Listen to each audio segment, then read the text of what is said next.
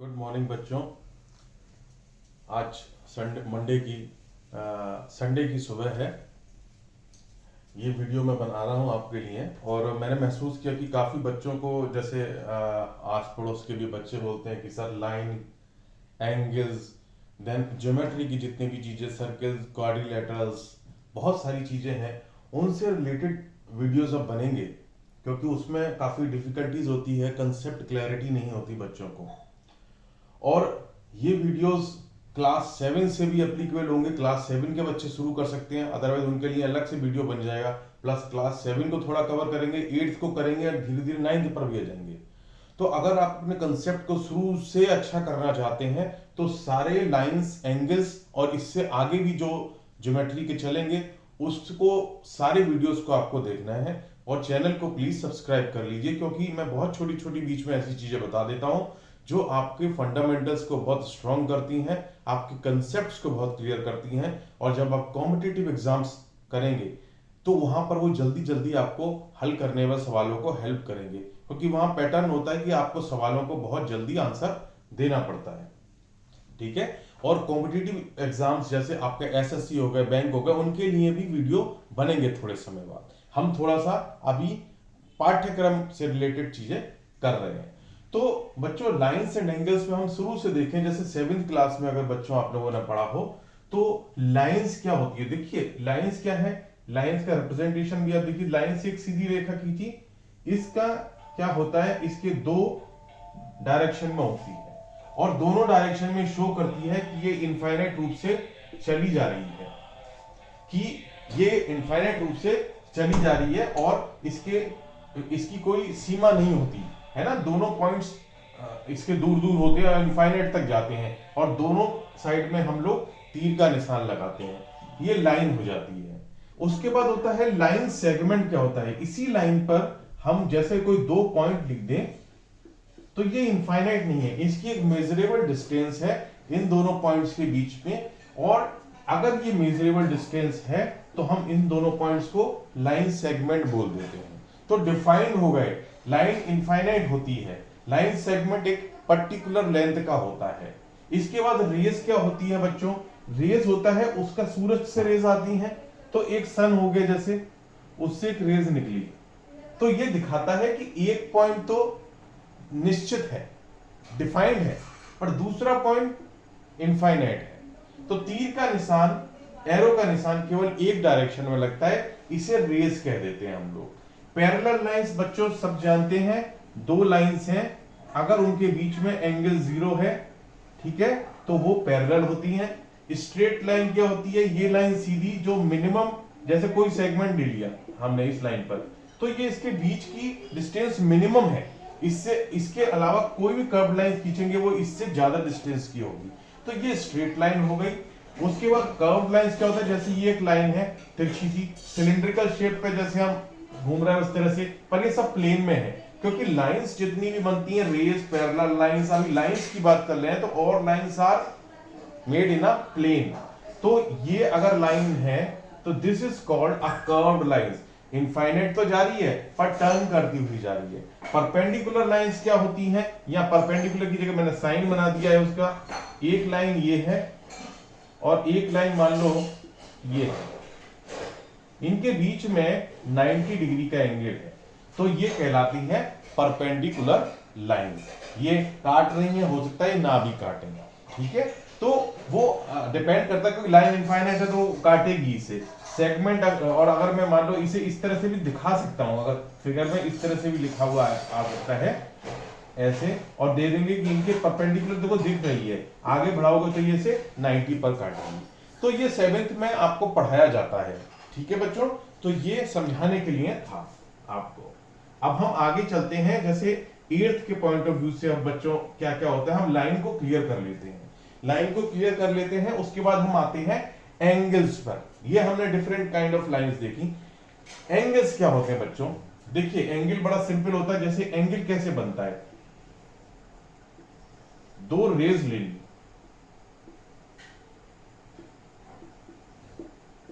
अब रेस को हम कहीं ना कहीं तो डिफाइन करेंगे, तो हमने ओ ए मान ली, ओ बी मान ली। इन रेस, ये दो रेस जहां एक दूसरे को काटती हैं, तो एक कॉमन वर्टेक्स हो जाता है, इसको कॉमन सोर्स कहते हैं रेस को, और एक ही पॉइंट से निकली है, तो जो इनके बीच का जो एंगल बनता है उसको हम एंगल कहते हैं, सिंपल।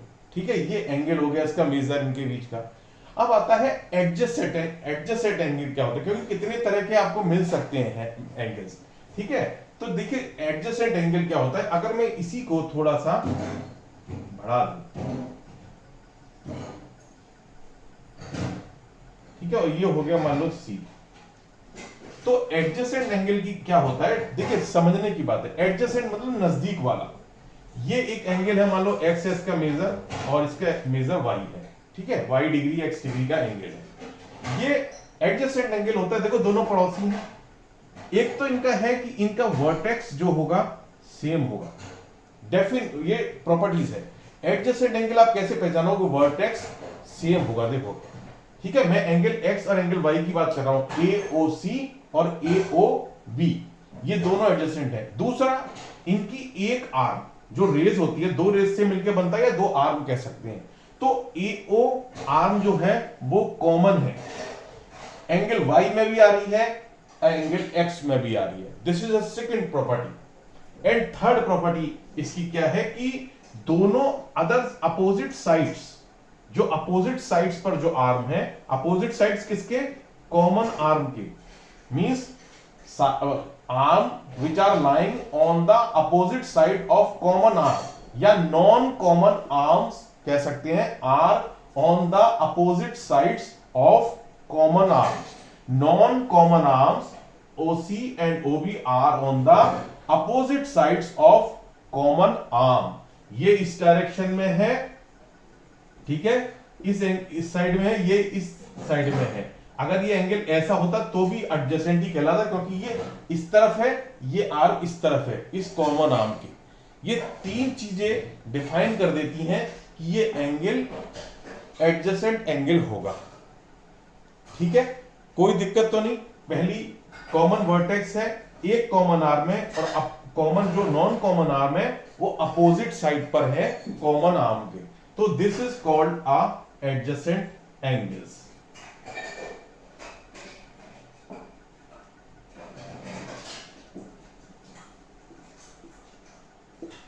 अब आता है एडजेसेंट एंगल हो गया, अब आता है लीनियर पेयर ऑफ एंगल्स क्या होता है। तो लीनियर पेयर क्या होता है बच्चों, देखो लीनियर पेयर क्या होता है, जैसे कि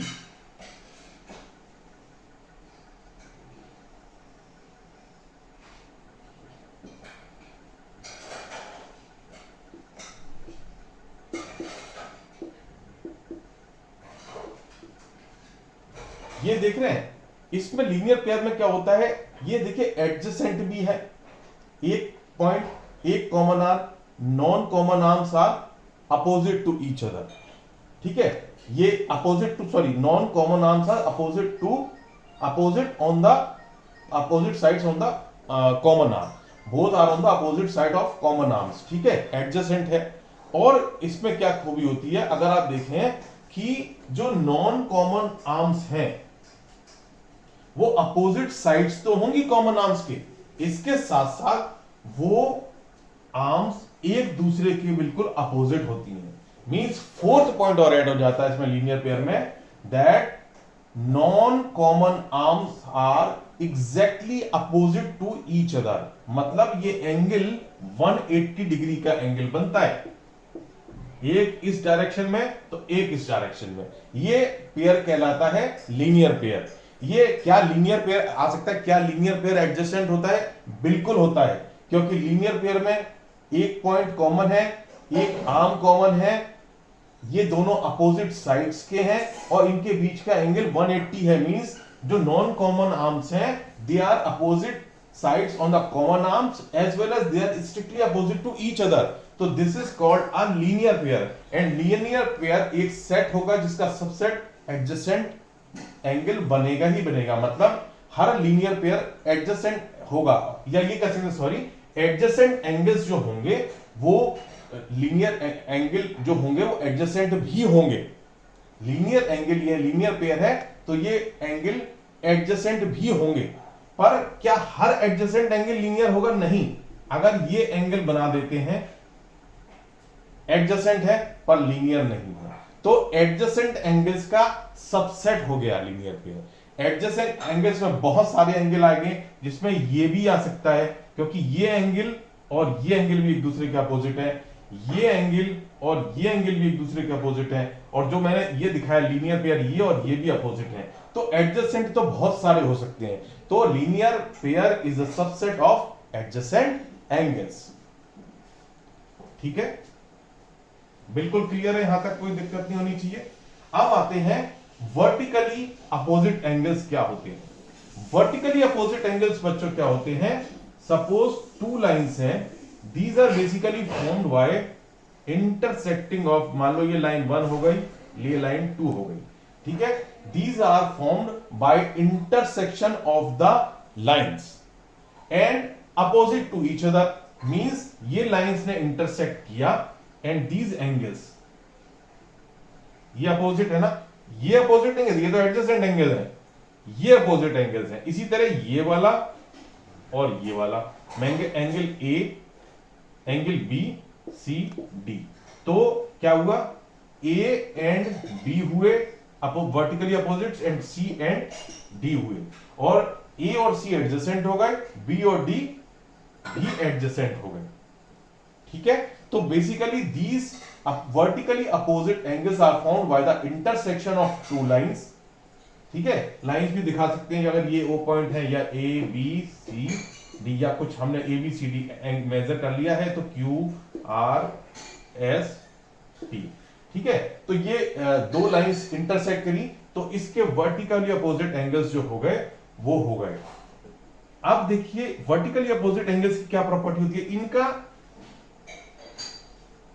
सोर्स पॉइंट मतलब वर्टेक्स जो होगा वो कॉमन होगा, वर्टेक्स होगा वो कॉमन होगा। और क्या प्रॉपर्टी है, अब प्रॉपर्टी देखिए क्या है, आपको ये दिख रहा है Q O R and R O S, ये तो एडजेसेंट एंगल्स है, same vertex, common line, common line के अपोजिट में दो आर्म्स, तो angle A and D, A and angle D क्या है, आर एडजेसेंट एंगल्स। ये क्या है, एडजेसेंट एंगल्स, ये एडजेसेंट है।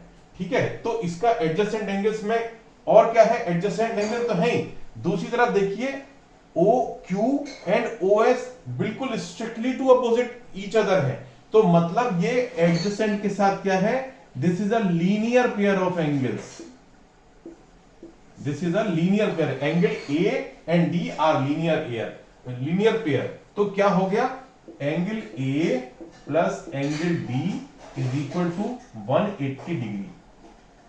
ये प्रॉपर्टी होती है, लीनियर पेयर के अपोजिट होंगे तो 180 डिग्री हो गया। ठीक है, अब हम तो एंगल ए क्या हो गया, बेसिकली हो गया 180 डिग्री माइनस एंगल डी। ठीक है, इसी तरह हम यहां पर देखें, देखिए बी और डी भी देखिए, R O S S O T, ये भी एडजेसेंट हुए, तो क्या हो गया, angle D plus angle B is also equal to word, क्योंकि ये भी लीनियर पेयर है, एक लाइन पर है, अपोजिट हो गई 180 डिग्री, तो यहां क्या हो गया, angle B is equal to 180 degree minus angle D. B और ए दोनों 180 डिग्री माइनस डी है, तो क्या हो गया, angle A is equal to angle B. मैं ये क्यों कर रहा था, आपको दिखाने के लिए कि vertically opposite angles are also equal, तो ए बी के बराबर है, इसी प्रकार सी डी के बराबर होगा। This is a property for vertically opposite angles की vertically opposite angles are always equal. ठीक है, आगे बढ़ते हैं।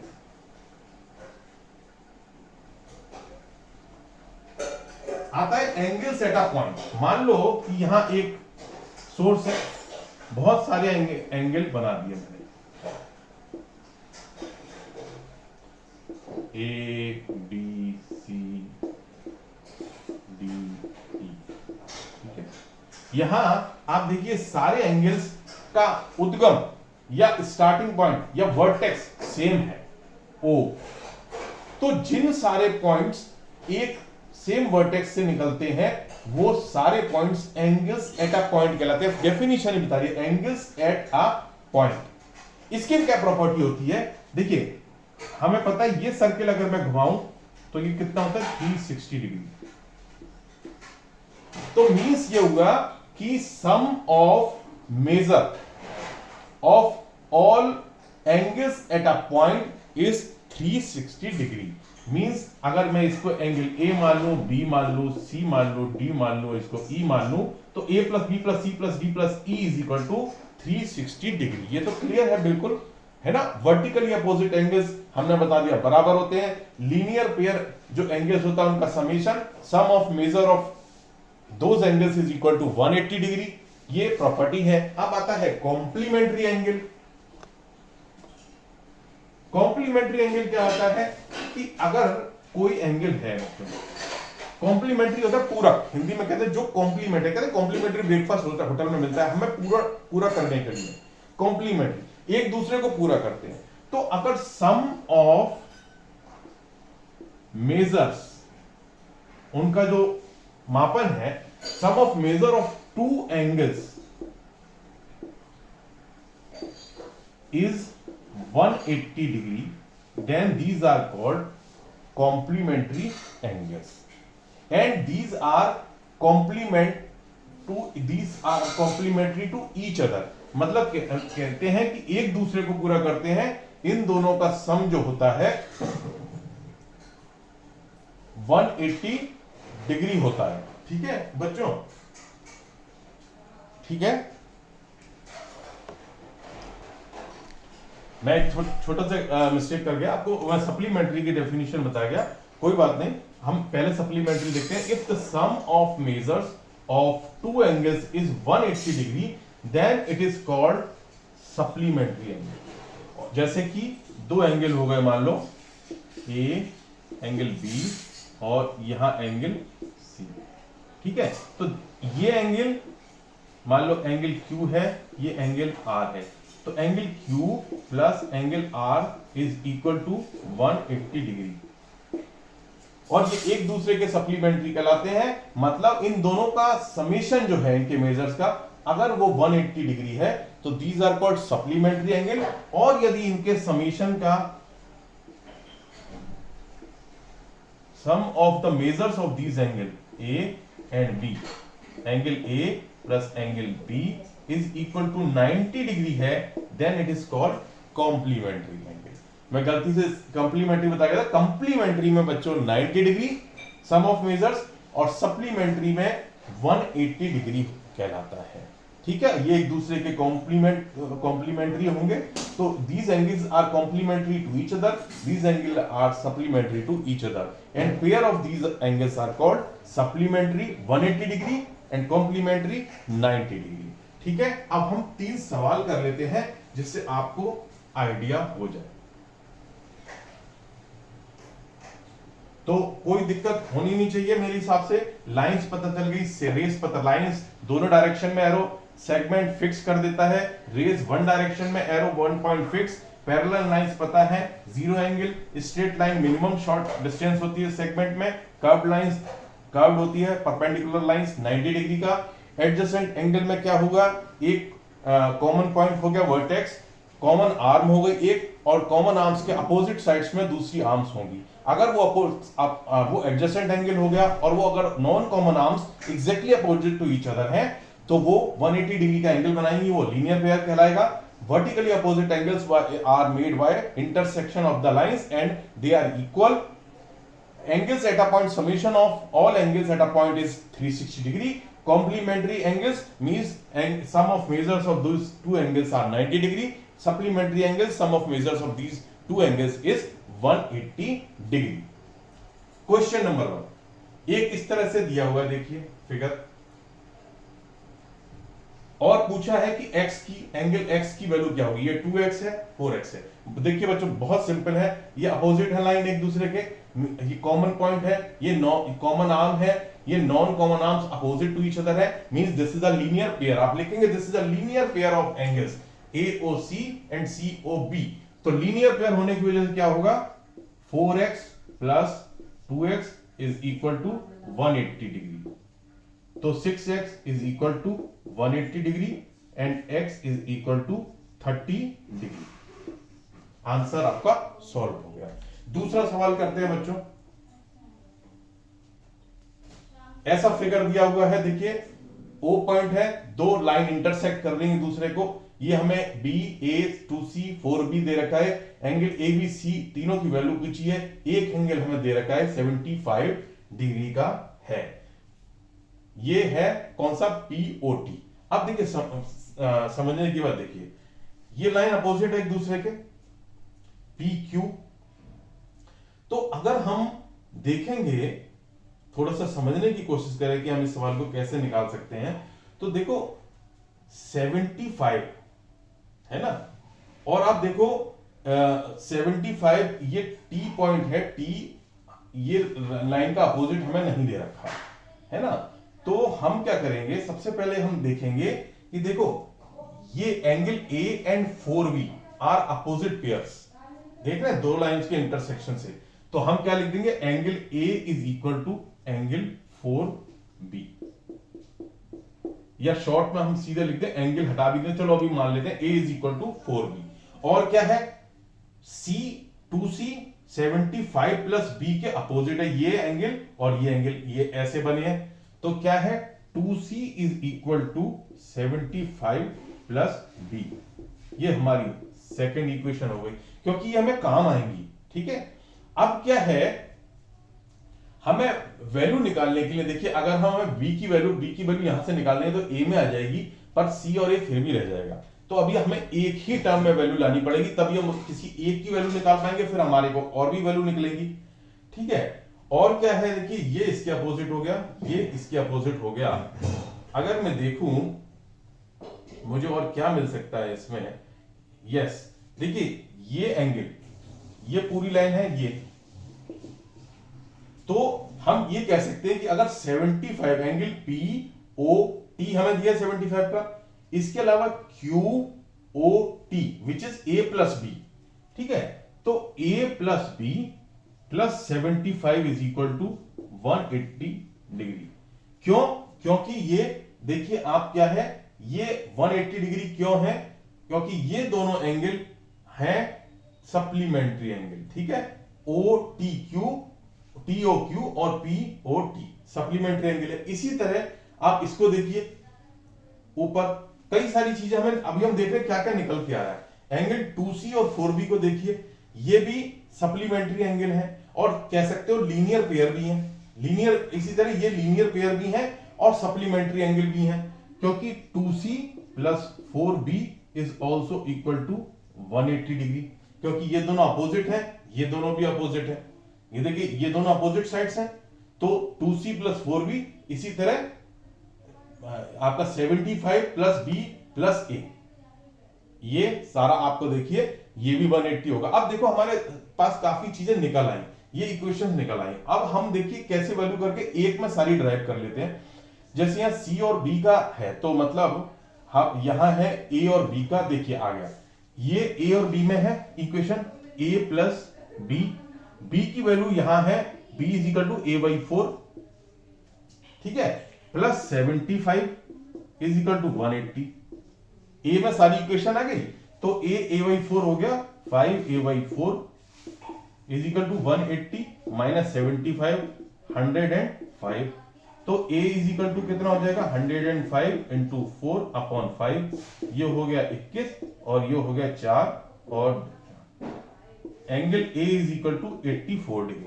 Angle A is equal to 84 degree. Angle B निकल जाएगा, B इसका है 1/4, तो angle B is equal to A/4 मतलब 84/4 is equal to 21 degree. B निकल आया, B से अब हम C निकाल लेंगे। देखिए तो 2C is equal to 75 plus 21, 6 और 7 2 9, तो C इज इक्वल टू आ जाएगा 96/2 means 48 degree, means angle C is equal to हो गया 48 डिग्री। बस अब क्या रह गया, C की वैल्यू निकल आई, A की वैल्यू निकल आई और B की वैल्यू निकल आई। अब अगर मुझे चेक करना हो इस सवाल को, तो ये points angles at a point है, तो इनका सबका समेशन 360 होना चाहिए। मैं निकाल के देख लेता हूं। 2c कितना हो गया, c था 48, 48 तो 48 इंटू 2 96, a कितना है 84, b कितना है 21 और 4b कितना हो गया 84। तो देख लीजिए 96 प्लस 84 प्लस ये भी 84, ये देखिए वर्टिकली अपोजिट है तो बराबर आएंगे। इसी तरह ये देखिए ये 75 और 21 96, ये भी वर्टिकली अपोजिट है बराबर आएंगे। तो 84 96 84 75 और 21 इनको ऐड कर दो, 6 4 10 4 14 14 और 6 20, 2 हासिल गया 11 11 8 19 19 और 8 27 27 और ये 2 9 हो गए 27 और 9 हो गए 36, 360 डिग्री। मींस हमारा सवाल बिल्कुल सही है। हमने कुछ जो पढ़ा था उससे कुछ इक्वेशंस बना ली और इक्वेशंस में एक वेरिएबल में लेकर के एक निकला, फिर दूसरा निकल जाएगा, फिर तीसरा निकल जाएगा। इस तरह से सवालों को करना है। अब एक लास्ट सवाल और कर देते हैं बच्चों, आपकी प्रैक्टिस हो जाएगी, फिर आगे आपको, क्योंकि वीडियो बहुत लंबा ना हो जाए इसलिए हम आपको ब्रेक कर करके अलग वीडियोस में ये पूरी ज्योमेट्री पढ़ा देंगे। अब आता है कि ये देखिए एंगल ए निकालना है, बी निकालना है, डी निकालना है, सी की वैल्यू दी है। बहुत सिंपल है, angle C and angle A are vertically opposite, तो A is equal to 35 degree. Angle A and angle B is a linear pair, तो B is equal to 180 degree minus 35, तो 145 degree. And B and D are vertically opposite, तो ये is also 145। तो D is 145, B is 145, A is 35, C is 35, चारों को जोड़ देंगे, देखिए 360 आ रहा है, मींस हमारा ये सम है। तो ये पढ़ने से हमें कितनी जल्दी ये सवाल हो जाते हैं। तो ये आपके, जैसे मैंने 8 से कुछ सवाल करे थे, अभी हम आगे पढ़ेंगे क्या है, पर वीडियो हम यहां पर इसी को रोकते हैं ताकि, और फिर छोटे छोटे वीडियो बना के ताकि आपको पढ़ने में सुविधा हो। ठीक है, हैव अ नाइस डे बच्चों।